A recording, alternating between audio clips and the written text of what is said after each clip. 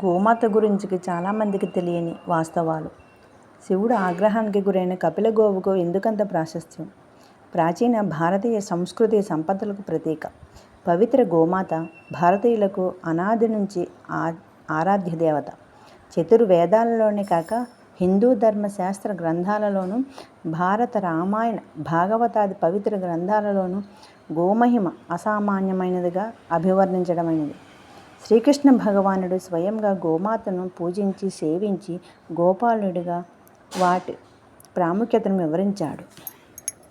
దేవతలతో సరిసమాన కీర్తిని గడించిన గోవు ఎలా ఉద్భవించింది? గోవులలో కపిల గోవును ఎందుకంత ప్రాముఖ్యత సంతరించుకుంది? అన్ని లోకాలలోకెల్లా గోలోకానికి అంత ప్రాశస్త్యం రావడానికి కారణం ఏమిటి? అసలు మహాభారతంలో గోవు విశిష్టత గురించి ఏమి వివరించబడింది ఉంది? అటువంటి ఆసక్తికర అంశాలను ఈరోజు మనం తెలుసుకుందాం. పూర్వం విశ్వకర్మ గొప్ప తపస్సుకు పూనుకున్నాడు. అమృతరూపిణి కామరూపిణి అయిన సురభి అనే కన్యను మానస పుత్రికగా సృష్టించాడు. ఆమెతో పాటు మహా తేజోవంతుడైన ఒక పురుషుడిని కూడా సృష్టించాడు. ఆ పురుషుడు ఆ కన్యను చూసి మోహించి ఆమె కొరకు పరితపించసాగాడు. అది చూసిన బ్రహ్మ మార్తోభవ అంటే నీ పరితాపం ఉపశమించుగాక అని దీవించాడు. అతడికి మార్తాండుడని పేరు పెట్టి సురభినిచ్చి వివాహం జరిపించి మీ ఇరువురికి పుట్టిన సంతానం యజ్ఞ యాగాదులకు అవసరమైన పాలు, పెరుగు, నెయ్యి సమకూరుస్తాయి అని చెప్పాడు. అలా వారిరువురికి గోవులు సంతానంగా జన్మించాయి. సురభి మార్తాండులకు 11 మంది సంతానం ఉద్భవించారు. వారే బ్రాహ్మణులకు మూల పురుషులు. వారే ఏకాదశ రుద్రులు.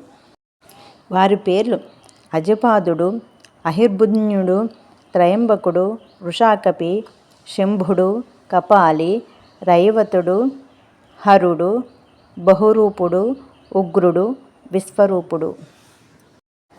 ఏకాదశ రుద్రులను లోకమంతా పూజించారు. ఏకాదశ రుద్రుల తర్వాత గో సమూహం పుట్టింది.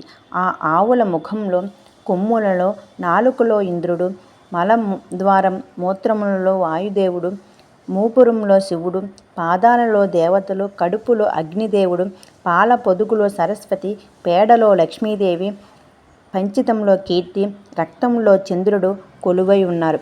గోవు హృదయంలో భగుడు అనే దేవత, పాలల్లో బ్రహ్మదేవుడు, వెంట్రుకల్లో అనుష్ఠానములు, తోకలో యమధర్మరాజు, కన్నులలో సూర్యుడు, చర్మంలో తపస్సు, తేజము, అధిష్టాన దేవతలుగా ఉన్నారు. ఆవు కాళ్ళల్లో ఉన్న కేళల్లో సిద్ధులు కొలువై ఉన్నారు. సమస్త దేవతలకు ఆలవాలైన గోవు మహాత్మ్యమును ఎన్ని విధాలుగా వర్ణించినా పరిపూర్ణము కాదు. వాటిలో కపిల గోవు మరింత పూజనీయమైనది. ఒకనాడు ఆవులన్నీ హిమాలయాల మీద విహరిస్తూ ఉన్నాయి. ఆ సమయంలో ఒక లేగదూడ తన తల్లి దగ్గర పాలు తాగుతోంది. ఆ పాలనురుగు గాలికి ఎగిరి అక్కడే తపస్సు చేసుకుంటున్న పరమశివుడు తల మీద పడింది. పరమశివుడికి కోపం వచ్చి 3వ కన్ను తెరిచి ఆ ఆవులను చూశాడు. ఆ ఆవులన్నీ ఆ కోపాగ్ని వేడికి ఎర్రగా అయిపోయాయి. ఆవులన్నీ బెదిరి తలో దిక్కుకు పారిపోయాయి. ఈ సంగతి తెలుసుకున్న బ్రహ్మదేవుడు పరమశివుని వద్దకు వచ్చి, మహేశ, నీ తల మీద ఉన్న చంద్రుడు నిరంతరం నీ మీద అమృతం కురిపిస్తూ ఉంటాడు కదా, లేగదూడల నోటి నుంచి వచ్చే నురగ కూడా అమృతం అనుకోవాలి. అది ఎంగిలి ఎలా అవుతుంది? గోవు పాలు అమృతమైతే వాటి నురగ కూడా అమృతమే కదా. దీనికి ఆగ్రహిస్తే ఎలా? వాటిని కరుణించు అని వేడుకొని ఒక మంచి ఎద్దును శివుడికి కానుకగా ఇచ్చాడు. పరమశివుడు శాంతించి ఆ ఎద్దును తన వాహనంగా చేసుకొని ఆవులను ఆ ప్రాంతంలో తిరగడానికి అనుమతించాడు.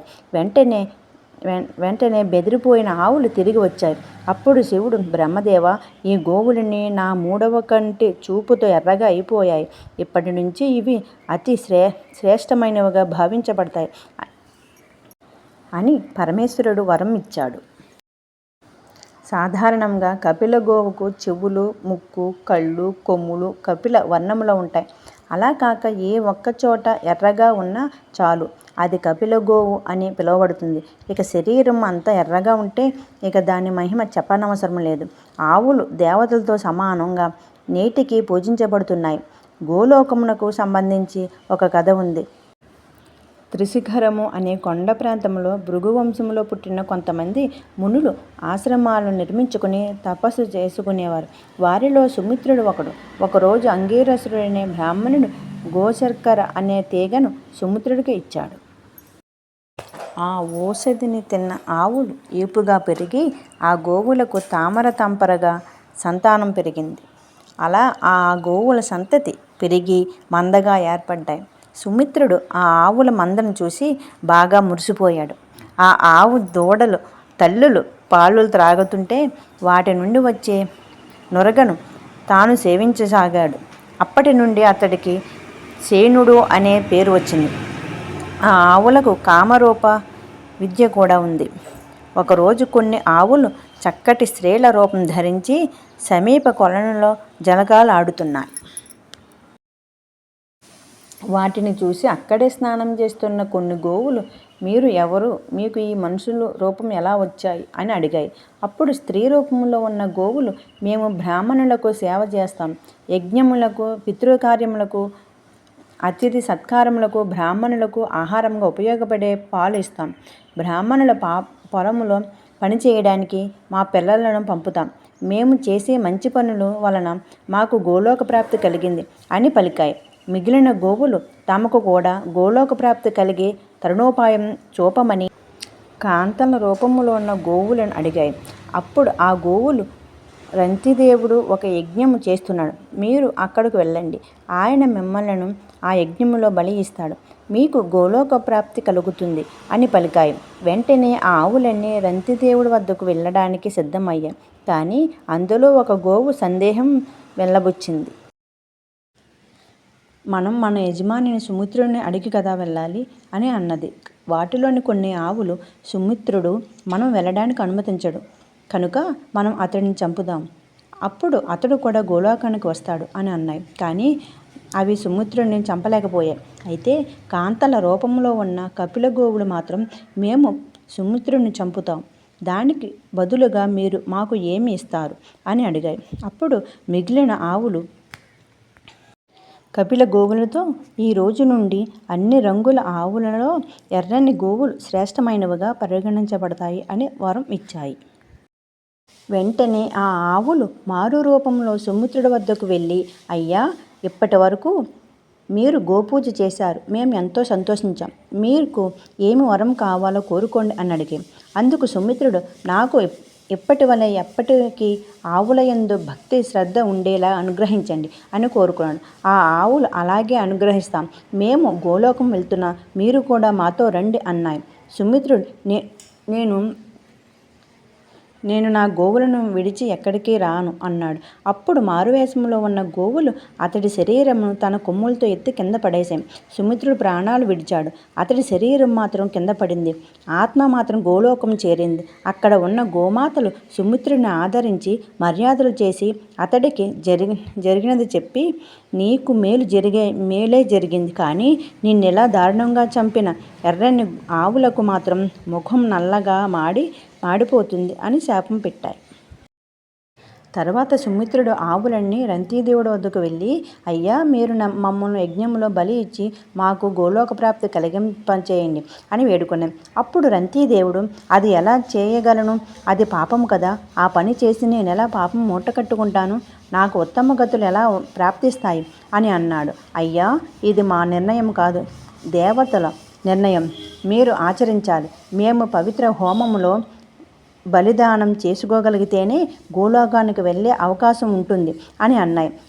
అందుకు రంతిదేవుడు, అయితే నాది ఒక నిబంధన, మీలో ఏ ఒక్క గోవు అయినా మోహ పరవశంతో బలికి అంగీకరించకపోయినా నేను యజ్ఞం ఆపివేస్తాను అని అన్నాడు.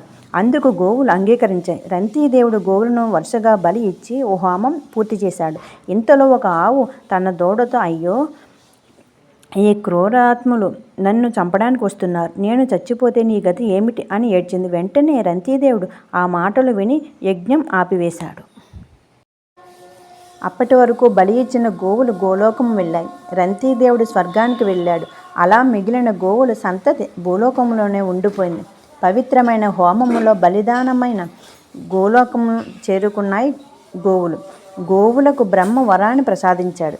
వాటి లోకమైన గోలోకాన్ని అన్ని లోకముల కంటే పైన ఉండేలా వరం ఇచ్చాడు బ్రహ్మ.